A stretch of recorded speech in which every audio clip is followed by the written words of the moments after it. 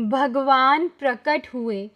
पहाड़ी इलाके में एक छोटा सा गांव बसा हुआ था।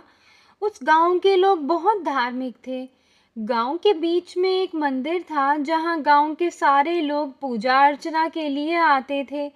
उस मंदिर की देखभाल की जिम्मेदारी वहां के पुजारी की थी, जो कि मंदिर में ही रहते थे। वे सुबह से लेकर शाम तक पूजा में लीन रहते थे। एक दिन उस गांव में बहुत तेज तूफान बारिश के रूप में आया, जिससे गांव की नदी में बाढ़ आ गई। बाढ़ का पानी जब गांव में आने लगा तो गांव के लोग अपने घर छोड़कर सुरक्षित जगह पर जाने लगे।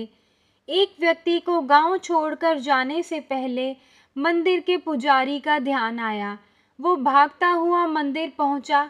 वहां आकर वह पुजारी से बोला, पंडित जी, बाढ़ का पानी घरों में घुसने लगा है। धीरे धीरे बढ़ते हुए वह मंदिर तक पहुंच जाएगा। अगर हमने गांव नहीं छोड़ा तो हम सब बाढ़ में बह जाएंगे। हम सब सुरक्षित जगह पर जा रहे हैं, आप भी हमारे साथ चलिए। लेकिन वह पंडित जी उसके साथ जाने को राजी ना हुए।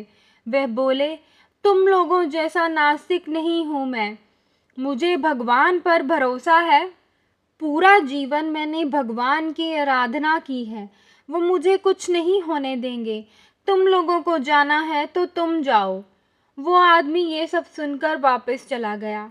पंडित जी भगवान की प्रार्थना में लीन हो गए।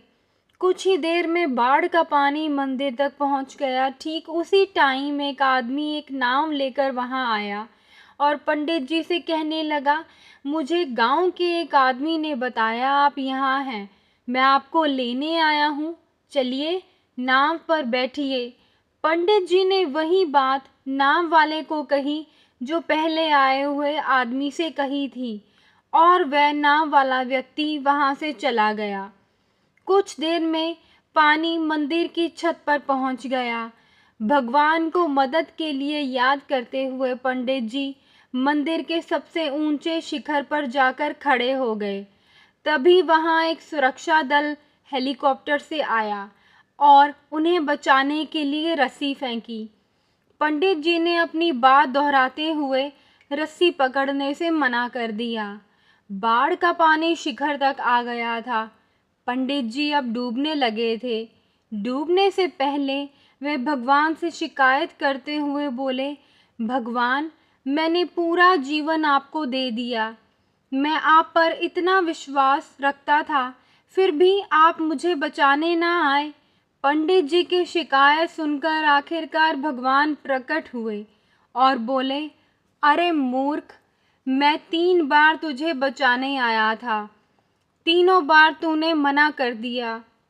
अब इसमें मेरी क्या गलती है कि तूने मुझे पहचाना नहीं।